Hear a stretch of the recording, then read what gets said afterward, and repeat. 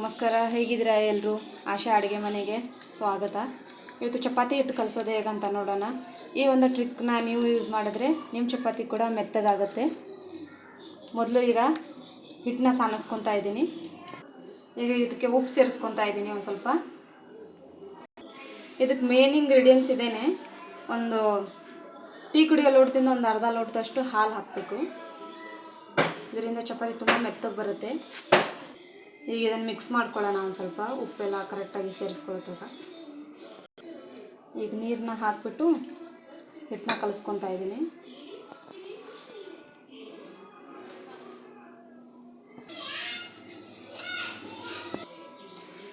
ನೀರನ್ನ ನೋಡಿಬಿಟ್ಟು ಕಲಿಸ್ಕೊಳ್ಳಿ ಹಿಟ್ಟನ್ನ. ತುಂಬ ಗಟ್ಟಿಯಾಗೂ ಇರಬಾರ್ದು, ತುಂಬ ಮೆತ್ತಗೂ ಇರಬಾರ್ದು. ಒಂದು ಸ್ಪೂನ್ ಎಣ್ಣೆ ಹಾಕ್ಬಿಟ್ಟು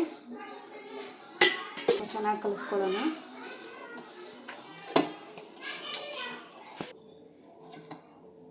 ಹಿಟ್ಟು ಹೀಗೆ ಕಲಿಸಾದ್ಮೇಲೆ ಒಂದು 10 ನಿಮಿಷ ಇದನ್ನು ಮುಚ್ಚಿಡೋಣ. 10 ನಿಮಿಷ ಆದಮೇಲೆ ಈಗ ಹಿಟ್ಟನ್ನ ತೆಗಿತಾ ಇದ್ದೀನಿ. ನೋಡಿ, ಈ ಥರ ಸಾಫ್ಟಾಗಿ ಬರಬೇಕು ಹಿಟ್ಟು. ಇದರಿಂದ ಈಗ ಚಪಾತಿ ಮಾಡಿ ತೋರಿಸ್ತೀನಿ.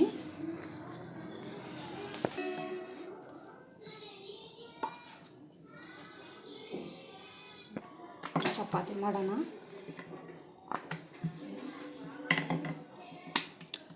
ಒಬ್ಬೊಬ್ಬರು ಒಂದೊಂದು ಥರ ಮಾಡ್ತಾರೆ. ನಾನು ಈ ಥರ ಎಣ್ಣೆನ ಹಾಕಿಬಿಟ್ಟು ಮತ್ತೆ ಮಡಿಸ್ತೀನಿ. ಮತ್ತು ಇನ್ನೊಂದು ಸ್ವಲ್ಪ ಎಣ್ಣೆ ಹಚ್ಚಿ ಈ ಥರ ಮಡಚಿ ಬಾದಿ ಈ ಥರ ಮಾಡ್ತೀನಿ. ಅಂದರೆ ಚಪಾತಿ ಪದರ ಪದರಾಗಿ ಚೆನ್ನಾಗಿ ಬರುತ್ತೆ.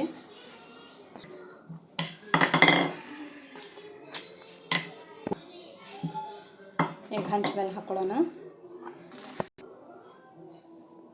ಸ್ವಲ್ಪ ಎಣ್ಣೆ ಹಾಕ್ಬಿಟ್ಟು ಹಾಕ್ಕೊಳ್ಳೋಣ.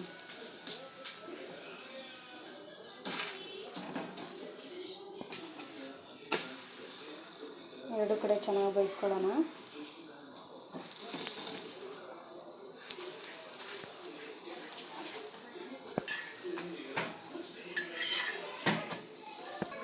ಈ ಥರ ಚಪಾತಿ ಸಾಫ್ಟಾಗಿ ಬರುತ್ತೆ.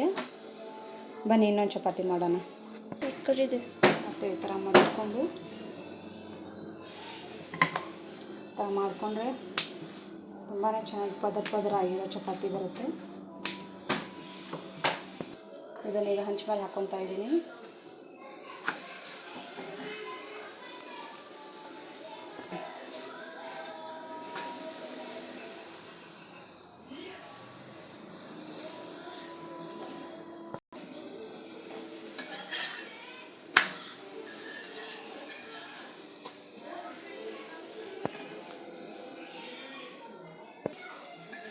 ನೋಡಿ, ಚಪಾತಿ ಎಷ್ಟು ಚೆನ್ನಾಗಿ ಬರ್ತಾ ಇದೆ.